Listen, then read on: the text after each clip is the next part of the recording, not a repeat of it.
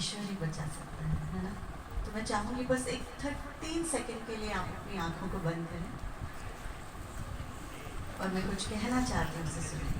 Back benchers अपनी आंखों को बस 2-3 सेकंड के लिए बंद करें और सुनिए मैं क्या कह रही हूँ। ओ पालनहारी निर्गुण और न्यारे, तुमरे बिन हमरा कौनो नहीं। हमरी उलझन सुलझाओ भगवन, तुमरे बिन हमरा कौनो नहीं। तो भगवान हमें इस पर्यावरण जिसे हम कुचलते जा रहे हैं दिन पर दिन, आप हमें बचाइए। और चलिए सुनते हैं बड़ी प्यारी सी कहानी जिसका उन्वान है बेजुबान दोस्त, और जिसे लिखा है हमारे खुदनाथ जी के बहुत अच्छे दोस्त S.R. हरनोत जी ने, जो शिमला में रहते हैं। चलिए मैं आपको ले चलती हूँ पहाड़ों में, हिमाचल की पहाड़ियों में, और देखिए दूर एक बहुत ही प्यारा गीत पहाड़ियों में गूंज रहा है। आप शांत रहेंगे तो सुन पाएंगे कहानी। बेड़ुपाको बारमासा, बेड़ुपाको बारमासा, नारायण का पल्पाको चेता मीर छेला। बेड़ुपाको बारमासा, नारायण का पल्पाको चेता मीर छेला। किशन। किशन एक पहाड़ी लड़के का नाम है। किशन की आदतें समझ से परे हो गई हैं। उसके अम्मा बापू और दादू उसको लेकर काफी परेशान रहते हैं। वो घर का इकलौता बेटा है। उसकी ऊल जुलूल हरकतों से घर के ही नहीं गांव परगने तक के लोग परेशान रहते हैं। इसी वजह से उसकी पढ़ाई लिखाई भी नहीं हो पाई है। जब वो दूसरी कक्षा में था तो उसके क्लास के एक बच्चे ने गुलेल से एक चिड़िया मार दी थी। बस फिर क्या था, किशन पगला गया। उसने बच्चे को खूब पीटा और फिर उसी की गुलेल से उसकी एक आंख फोड़ दी। किशन को खूब मार तो पड़ी, स्कूल से भी निकाल दिया गया। गांव के बच्चे भी उस घटना के बाद उसके साथ कभी नहीं खेले। इस अकेलेपन ने उसे कई दिनों तक निराश हताश किए रखा। लेकिन धीरे धीरे उसका लगाव पशुओं और पक्षियों से होने लगा, मौसमों से होने लगा, बादलों से होने लगा, पेड़ों और झाड़ियों से होने लगा, घाटियों और धारों से होने लगा, तितलियों से होने लगा। किशन अब 9 बरस का हो गया है, पर जिसका उसका पहनावा इस तरह का है कि उसकी उम्र का अंदाजा लगाना बहुत मुश्किल है। माँ बाप ने शायद ही कभी नया कपड़ा उसे सिलाया होगा। वैसे अब उसे कपड़े देने की जरूरत भी नहीं पड़ती। गांव का कोई ना कोई आदमी उसे कुछ ना कुछ दे दिया करता है।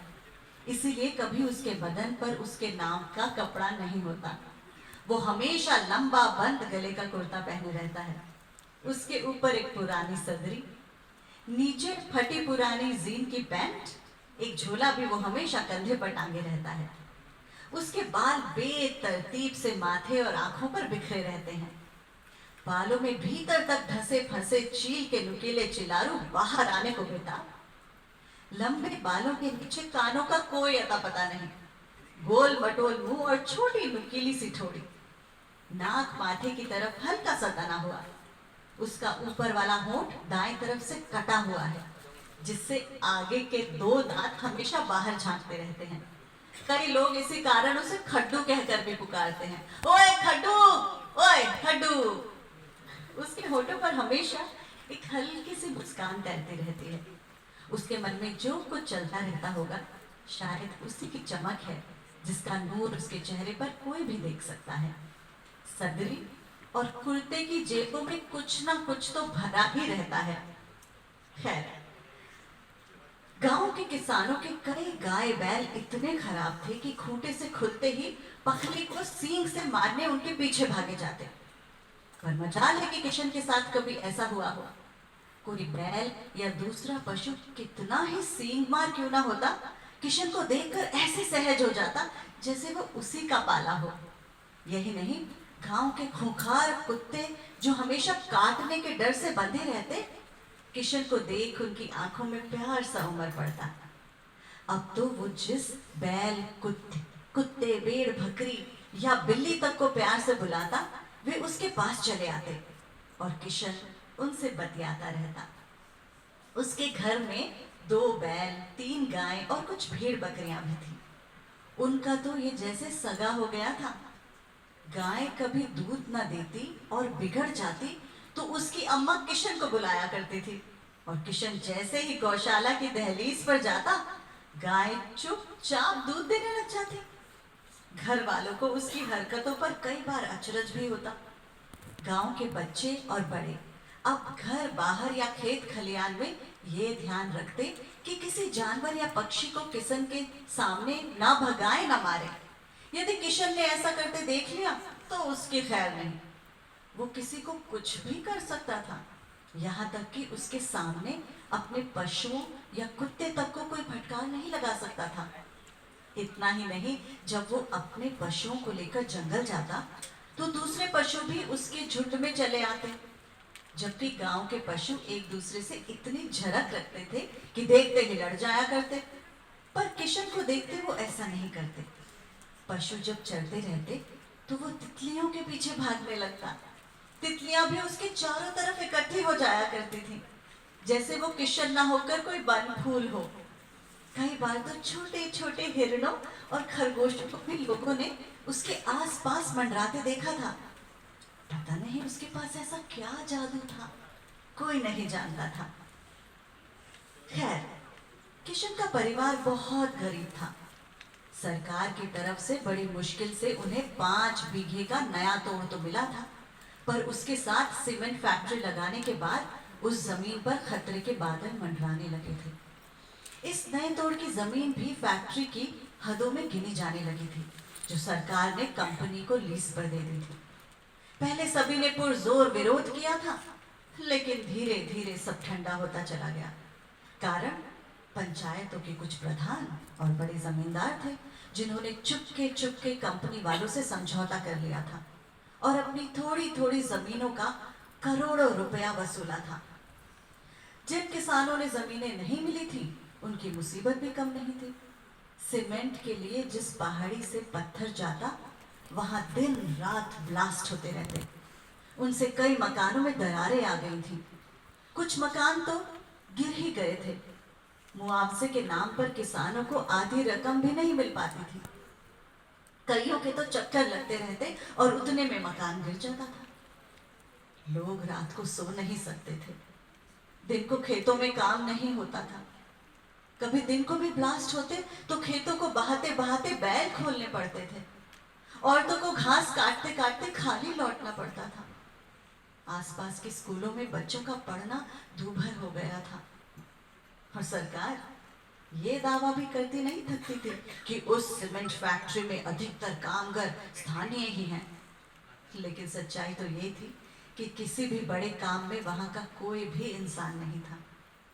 जो कुछ गिने चुने थे, वे पत्थरों की खानों में मजदूर का काम करते थे।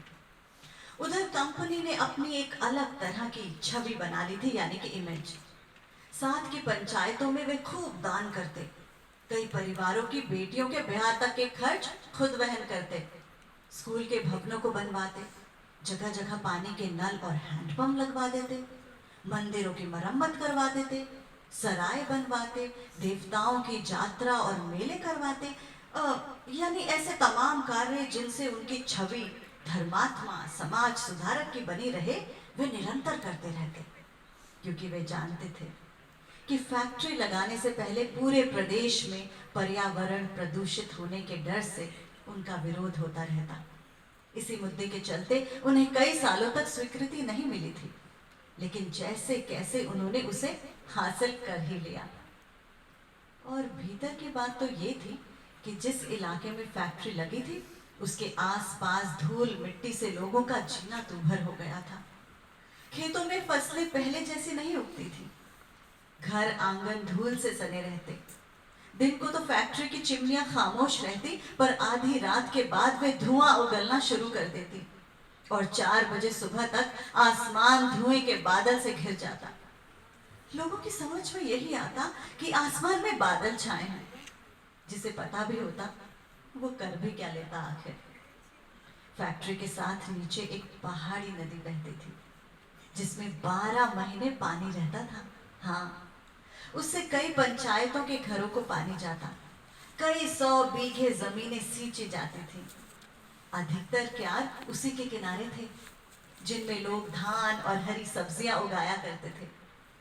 लेकिन देखते ही देखते वो नदी ही गायब हो गई। लोगों की आंखों में धूल झोंकने के लिए कंपनी की तरफ से कई विशेषज्ञ बुलाए गए, लेकिन उन्होंने प्राकृतिक रूप से नदी सूखने के ही तर्क दिए। लोगों के पास विश्वास करने के सिवा चारा भी क्या था। हाँ, लेकिन सच्चाई तो ये थी कि लगातार ब्लास्टों से नदी के स्रोत ही नीचे धंस गए थे।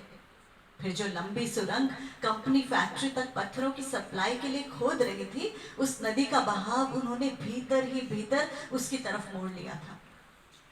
हालांकि उसमें पहले जैसा पानी नहीं रहा था, लेकिन गुजारे लायक तो था ही। अब कंपनी ने जहां फैक्ट्री लगाई थी उससे पत्थर की खानें बहुत दूर थी, इसलिए वहां तक पत्थर मिट्टी पहुंचाने के लिए एक लंबी सुरंग बनाना बहुत जरूरी था। सुरंग की खुदाई का जब काम शुरू हुआ तो कंपनी के नाक में दम भर गया। एक दिन मलबे के नीचे कई मजदूर दबकर मर गए थे, पर किसी को कानो कान खबर नहीं हुई। कंपनी के अफसरों ने उनकी लाशों को भी इतनी सफाई से ठिकाने लगाया कि किसी को पता ही नहीं चला। इसलिए सुरंग का काम सुचारू रूप से चले, उनके एक ज्योतिष ने काम का दोबारा शुभारंभ 5 जीव बलियों से करने का उपाय सुझाया था। इस महाबली अनुष्ठान में एक बच्चा, एक बकरा, एक मुर्गा, एक भैंसा और एक मोर चाहिए था। हालांकि ये बात खुले तौर पर किसी को भी पता नहीं थी, लेकिन उन्हीं में से एक मजदूर ने कहीं शराब पीकर ये उगल दिया था। बच्चा लाना बहुत कठिन था, इसलिए कंपनी वालों को ये बड़ी मुसीबत खड़ी हो गई थी। वे उसके लिए कोई भी कीमत दे सकते थे। हाँ, ये बात उन्होंने अपने विश्वास पात्र पंडित मणिराम को बताई थी और साथ लाखों रुपए देने का लालच भी दिया था। पंडित कई दिनों तक इसी पशुपेश में रहा कि क्या किया जाए। अचानक उसे किशन का ख्याल आया। वो अकेला ही सारा दिन पशुओं के पास रहता था। किशन को उसने दिलासा दिया कि उसे पूजा में बैठना है, जिसके लिए उसे खूब रुपए दिए जाएंगे। उसे ये भी समझाया गया कि वो इस बात को किसी को न बताए। किशन को बड़ी मुश्किल से मनाया गया था। ये सुबह जैसे ही पशुओं के पास गया, वो आदमी उसे अपने साथ ले गया। उसे नए कपड़े दिए गए, नहलाया धुलाया गया और एक ऐसी जगह रखा जो निपट अंधेर थी। किशन वहां अकेला नहीं था। उस जगह एक मोर, एक मुर्गा, एक बिल्ली भी बांध कर रखी गई थी। किशन उनको देखकर हैरान सा रह गया। उसे देखकर वो आजादी के लिए छटपटाने लगे थे। उसे वहां अब कुछ अजीब सा लगने लगा था। उसने वहां रखी नंगी तलवारें भी देखी, जिनमें खून के निशान पहले से ही मौजूद थे। उनमें सिंदूर और मौली बंधी थी। किशन अब घबरा गया था। वो भागना चाहता था और साथ उन जानवरों और पक्षियों को भी आजाद करवाना चाहता था। देर रात जब लोग उसे लेने आए तो वहां ना किशन था और ना दूसरे जानवर। पंडित मणिराम को तो जैसे काठ मार गया। कंपनी के अफसरों में भी हड़कंप मच गया था। उन्होंने बहुत पीछा किया, लेकिन जंगली रास्तों का वो अच्छा खासा वाकिफ था, जिससे वो बच गया। दूर आकर उसने वो रात एक अंधेरी गुफा में काटी थी। किशन के गायब होने की खबर चारों तरफ आग की तरह फैल गई थी। देर रात जब न किशन घर लौटा और न किसी के पशु गांव लौटे, तो उसके घर वालों ने गांव वालों के साथ मिलकर उसकी तलाश शुरू कर दी। उधर किशन जैसे ही जंगल के बीहड़ों से सुबह निकला, कंपनी के लोगों के साथ गांव के लोगों ने उसे पकड़ लिया। वो सहमा हुआ तो था ही, लेकिन गांव के अपनों को देखकर उसकी हिम्मत लौट आई थी। सबसे पहले कंपनी के अफसरों ने ही उससे पूछताछ शुरू की थी। वो अपने गुम होने का रहस्य बताया। लेकिन उनके चेहरे तो उसने पहले ही देखे हुए थे, इसलिए मारे डर के वो चुपचाप रहा। यहाँ तक कि अपने पिता व दादू के पूछने पर भी उसने कुछ नहीं बताया। इसके बाद किशन के व्यवहार में कई तरह के बदलाव आए। वो घर में सहमा सहमा रहता। उसकी आंखों को कोई पढ़ता तो जान पाता कि उनमें कितना डर भरा पड़ा है। अब वो गांव के बच्चों को कहीं भी पकड़ लेता और बताता कि वे कंपनी के लोगों से बचकर रहें। इतना ही नहीं, वो धीरे धीरे किसी भी गांव के आदमी को रोक लेता और कहता कि वो अपने बच्चों, मुर्गों और बिल्ली को बचा कर रखें, नहीं तो उन्हें कंपनी के लोग पकड़ कर ले जाएंगे। और कभी वो कहने लगता कि उस पार जो जंगल में मोर कूकता है ना, उसकी जान खतरे में है, उसे बचाओ। इस तरह की बातों का लोग मजाक ही उड़ाते और हंसकर टाल दिया करते थे। इधर किशन के परिवार वालों को कुछ सूझ नहीं रहा था कि वे क्या करें। किशन का झमेला था, उसके गुम होने का रहस्य बरकरार था, ऊपर से उसकी बातें समझ से परे हो रही थी। उसने अब अपना कोट भी गंवा दिया था। कोट, हाँ, जो कोट वो पहना करता था। कल कुछ और करने का क्या भरोसा। एक दिन किशन ने बकरा ही गुम कर दिया। उस दिन भी उसे खूब मार पड़ी थी। इतना ही नहीं, दूसरी जगहों से भी मेमने और यहाँ तक कि घर के आंगन से मुर्गे तक गुम होने लगे थे। पर ये पता आज तक नहीं लग सका कि वे जाते कहाँ थे।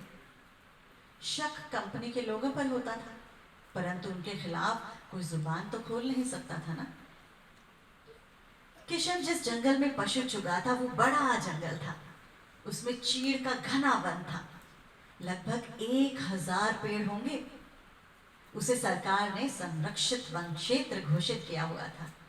उसमें कोई भी व्यक्ति किसी तरह के हथियार जैसे कि दराट, कुल्हाड़ी नहीं ले जा सकता था, पर पशु चुगाने पर पाबंदी नहीं थी।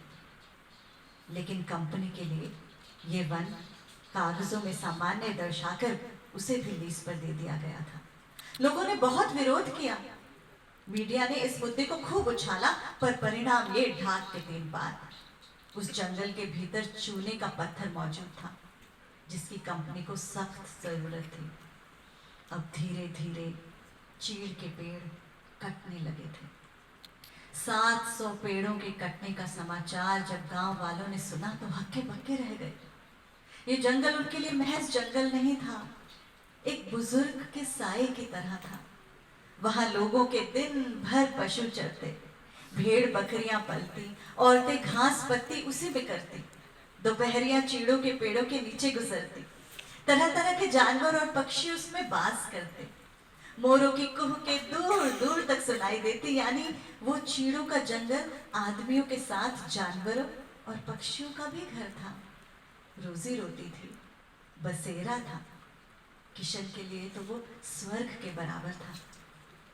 किशन जंगल कटने से बेहद परेशान था। वो कई दिनों से देख रहा था कि कंपनी के लोगों के साथ उसके इलाके का पटवारी और गार्ड एक एक चीड़ के पेड़ के पास जा जाकर उनके तने छीलते और काली स्याही से उस पर नंबर लिख दिया करते। ऐसा जब उसने पहली बार देखा था तो एक आदमी से पूछ ही लिया था, भाई, तुम ये पेड़ों को काट छील कर इन पर क्या लिखते हो? भाई छोकरे, ये तू इन डंगरों को लेकर अब यहाँ मत आया कर बे। ये जंगल अब कंपनी का हो गया है, सारा कट जाएगा, भाग यहाँ से। वो इतना कहकर कुल्हाड़ी से फिर दूसरे पेड़ का तना छील देता और दूसरा आदमी झटपट उस पर फिर एक नंबर लिख देता। किशन को ये सब बिल्कुल पसंद नहीं था। किशन को उन चीड़ के पेड़ों से बहुत प्यार था। वो दिन भर उनकी छांव में बैठा रहता, कभी किसी पेड़ की टहनी पर चढ़ जाता और वहीं से पशुओं और भेड़ बकरियों की जुगाली करता रहता। कभी किसी पक्षी ने झाड़ियों में कोई घोंसला बनाया होता तो छुपकर घोंसले में बड़े होते बच्चों को देखा करता था। उनकी माँ उन्हें दूर दूर से अपनी चोंच में कभी कुछ लाती तो कभी कुछ। बच्चे माँ आने की आहट भर से चौकस हो जाते और चहचहाने लगते। घोंसलों से कई चोंचे एक साथ बाहर निकलती, जिनमें चिड़िया माँ बारी बारी कुछ डालती रहती। फिर उन बच्चों को अपने पंखों में छुपा लेती और सोई रहती। किशन दबे पांव चलता, ताकि चीड़ के पत्तों की सरसराहट से आवाज ना आए और चिड़िया के बच्चों की नींदें ना टूट जाएं। किशन ने सुन रखा था कि जैसे ही पेड़ों की निशानदेही पूरी हो जाएगी, इनका कटना शुरू हो जाएगा। वो इस बात को सबसे बताता, कभी किसी से गुहार लगाता तो कभी किसी से, पर उसके पिता उसे समझाते, अरे किशन, अरे तू क्यों इन फिजूल की बातों में जाता है रे? देख किशन, मत इन कंपनी के लोगों से पंगा लिया कर बेटे, ये खतरनाक लोग होते हैं, कुछ भी कर सकते हैं। हम तो गरीब हैं, क्या कर लेंगे, तू ना अपना काम किया कर। किशन ने देखा कि अब पंछियों ने वहां घोंसले बनाने भी बंद कर दिए थे। उसने झाड़ियों के नीचे कई घोंसले बिखरे टूटे हुए देखे थे। कई जगहों पर तो पक्षियों के छोटे छोटे अंडे भी टूटे पड़े थे। इतना ही नहीं, चिड़ियाओं के छोटे छोटे बच्चे भी पेड़ों के नीचे मरे हुए किशन ने देखे थे। वो इन सभी को देखकर परेशान हो गया था।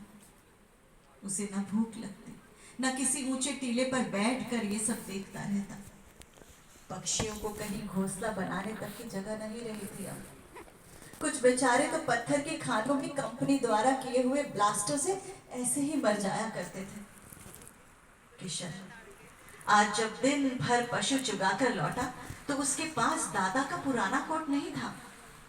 पहले दिन उसने झूठ बोला था कि वो जंगल में ही कहीं भूल आया है। किशन के पिता ने उस कोट को 4 साल पहले गांव में आए एक दर्जी से सिलवाया था। अपनी भेड़ की ऊन थी। कितनी मेहनत से सर्दियों के दिनों में उस कोट की पट्टी ऊन काट काट कर बनी थी और उसके बाद 1 साल तक वो जुलाहे के पास अनबुना पड़ा रहा। 4 साल तक किशन के दादा उसे लगातार पहनते रहे। मैला होने पर पिछले साल किशन की माँ ने रीठे और राख से उसे धोकर साफ तो कर लिया, लेकिन उसकी थोड़ी लंबाई घट गई थी। किशन कभी कभार इस कोट को पहनकर जंगल जाया करता था। इसी हफ्ते गांव के बुद्धराम का कोट गुम हो गया था। फिर उससे अगले हफ्ते माधु चाचा का, फिर तेलीराम लोहार भी कहीं अपना कोट गवा बैठा है। हद उस दिन हुई जब आंगन की रस्सी में सुखाने डाला पुजारी मनीराम का कोट जाता रहा। कोटों का इस तरह गुम होना गांव में अब एक रहस्य बन गया था। लोग चुपके चुपके दूर दूर तक कोटों की तलाश करते, पर कहीं भनक न लगती। कुछ एक ने तो कंपनी के मजदूरों के बीच भी गोपनीय तरीके से तलाश की, पर वहां भी अता पता न लगा। खैर, किशन ने तड़के ही अपने पशु खोल दिए, साथ ही गांव वालों के भी। अब गांव के सारे पशुओं का जिम्मा किशन का होता। गांव की चाची ताइयां जहां उसे अपने किशन कन्हैया सा पुकारती, वहां लड़कियां गोपियां बनकर उसकी लाडली हो गई थी। ये इसलिए भी था कि गांव की औरतें और लड़कियों का ज्यादातर समय पशुओं को चुगाने में ही जाया होता था। इसके लिए उन्हें किशन के रूप में एक बढ़िया ग्वालू जो मिल गया था। इसकी भनक मीडिया को भी लग गई थी कि एक गवई लड़का पूरे गांव के पशुओं को एक साथ चुगाता रहता है और उसका जानवरों और पक्षियों से बहुत प्यार है। कुछ अखबारों ने तो उसके बड़े बड़े लेख भी छापे थे। एक स्थानीय चैनल ने उसे पशुओं को चराते बढ़ चढ़ कर दिखाया था। किशन खुद सभी को गौशालाओं में जाता और पशुओं को ले जाता। उस दिन उसने सारे पशु सड़क में एक जगह खड़े कर दिए थे। 7 दर्जनों भेड़ बकरियां थी, गांव के कुत्ते थे। दिन कोई खास नहीं था, पर किशन को पता चल गया था कि कंपनी के कई ट्रक आ जाएंगे और जंगल का कटान शुरू हो जाएगा। इसलिए किशन सुबह से ही यहाँ डट गया था। लोगों को इस बात की भनक तब लगी जब गांव की 7:30 बजे वाली बस सड़क पर आकर रुक गई। ड्राइवर को किशन के बारे में कुछ भी मालूम नहीं था, इसलिए वो सुबह ही उससे भिड़ गया। बात तो हाथापाई तक पहुंची, लेकिन किशन के साथ कुत्तों को देखकर वो चुपचाप बस में बैठ गया। इस घटना को देखकर गांव के लोग भी वहां पहुंच गए। किशन के पिता ने उसे डांटा, लेकिन उस पर कुछ असर नहीं हुआ। लोगों ने अपने अपने पशुओं को गोद कर वापस घर लाना चाहा, पर उन्होंने भी किसी की बात नहीं सुनी और धीरे धीरे सड़क पर आगे सरकते रहे। फिर हाथ जोड़कर किशन की माँ ने पूछा, अरे किशन मेरे बचुआ, अरे ये सब क्या है रे बेटे? क्यों तैने सड़क को रोक दिया है? देख बचुआ, इन डंगरों को ऊपर घाटी में चुगाने ले जा, मत रोक रास्ता, नहीं तो ये लोग पुलिस को बुला लेंगे और तेरे को परेशान करेंगे। पहली बार किशन ने खामोशी तोड़ी थी। वो जोर से चीखा, अम्मा, मैं नहीं ले जाता डंगरों को यहाँ से। तू नहीं जानती ये कंपनी के लोग आज मेरे जंगल को काट देंगे। देख देख कितने ट्रक वहां पार से आ रहे हैं, देख रही है ना अम्मा? लोगों की नजर जब उधर गई तो हैरान परेशान रह गए। खुले ट्रकों में मजदूर खड़े थे, सभी के हाथों में आधुनिक किस्म की कुल्हाड़ियां थी। आ रहे थे। आज जंगल कटना था। लोगों को किशन का विरोध समझ आ गया, लेकिन उन्हें पता था कि डंगर, पशु, भेड़, बकरियां और कुत्ते इन आधुनिक औजारों का विरोध नहीं कर पाएंगे। हालांकि पूरा गांव वहां था, एक बड़ा जनसमूह, परंतु उस वक्त वो जनसमूह किशन और उसके पशुओं के सामने निहत्था, असहाय लग रहा था। तभी उन ट्रकों के पीछे कई नीली पीली गाड़ियां आती दिखाई दी। उनके रुकते ही बंदूकों और लाठियों से लैस पुलिस उतरी। उन्होंने पहले लोगों को चेताया, उसके बाद लाठियां बरसी। फिर जैसे ही बंदूकें उन पर तनी, वे बदहवास से भाग खड़े हुए। यहाँ तक कि उनके साथ भीड़ में किशन का बापू और दादा भी भाग लिए। कई पल बंदूकों के चलने की आवाजें उनका पीछा करती रही। सामने किशन था, उसके पशु थे, कुत्ते थे और रोती बिलखती किशन की अम्मा थी। उन पर कोई असर न देखकर पुलिस वालों और कंपनी के लोगों का कहर उन पर फिर टूटा। लाठियों से उन्हें मारते मारते पीटते रहे, पर वे आगे बढ़ते चले गए। किशन की माँ अपने बेटे के लिए परेशान थी। पता नहीं कब उसके सिर पर लाठी लगी और वहीं ढेर हो गई। एक लाठी किशन के सिर पर भी लगी थी, लेकिन वो उसी तरह अपनी बेजुबान फौज के साथ आगे बढ़ता रहा। कुछ देर बाद वो बेहोश होकर गिर पड़ा। उसके साथ कई पशु भी लाठियों की मार से घायल होकर गिर पड़े और कुछ तो मर गए थे। इसके बावजूद भी उनके लिए पशुओं का सामना करना मुश्किल हो गया था। ये घटना आग की तरह गांव से होती हुई परगने तक फैल गई थी। किशन और उसके पशुओं का ये अनोखा विरोध उन्हें समझ आ गया था। कुछ ही देर में वहां लोगों का सैलाब उमड़ गया। किशन और उसकी अम्मा को उसी दिन बेहोशी की हालत में अस्पताल पहुंचा दिया गया था। वे दोनों जिंदगी और मौत की जंग लड़ रहे थे। सड़क में मरे हुए गाय और बैलों को देखकर लोग भड़क उठे थे। मामला अब गौ हत्या का हो गया था, जिसे ना तो कंपनी वालों के लिए और ना अब सरकार के लिए संभालना आसान था। धीरे धीरे इस मामले ने एक नया मोड़ ले लिया था, जिसकी लपेट में अब पूरा प्रदेश आने लगा था। कोई भी पशु इसके बाद अपनी गौशाला नहीं लौटा, न भीड़ बकरियां और न ही कुत्ते। पशु जंगलों, घासड़ियों और घाटियों में आज भी रंभाते रहते हैं। भेड़ बकरियां जगह जगह मिमियाती रहती हैं और कुत्ते कंपनी के लोगों को पहचान कर उनके पीछे भागते हुए दौड़ने लगते हैं। जंगल की चिड़ियाएं पेड़ों की टहनियों पर उदास उदास बैठी रहती हैं। प्यास लगती है तो किशन के लगाए पांव में पानी तो तलाशती हैं, पर अब कहीं कुछ नहीं मिलता, सब खाली। बरसों से सजा हरा भरा जंगल सूना सूना सा लगता है। गीदड़ जंगल में दिन दहाड़े बदहवास से हुक्कने लगते हैं। उनकी हुंकारें सुनकर भी कोई कुत्ता चू तक नहीं करता।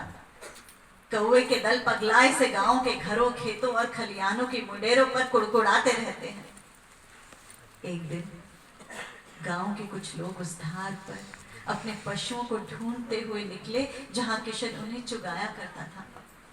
वहां पहुंचे तो एक पहाड़ी के नीचे का दृश्य देखकर दंग रह गए।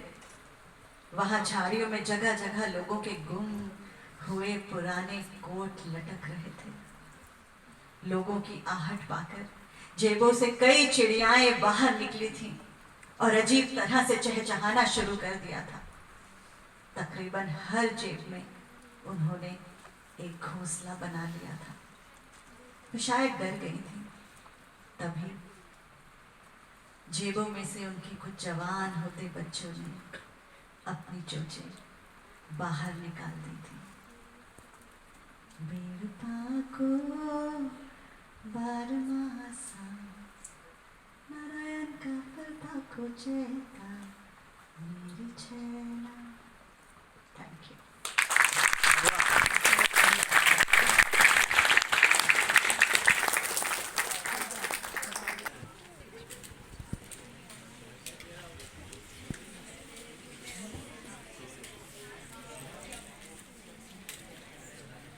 थोड़ा समय दे रहे हैं उससे बाहर आने के लिए, इसीलिए चुपचाप खड़े हैं। वंदना जी की आवाज़ से हम दूसरी दुनिया में चले गए थे।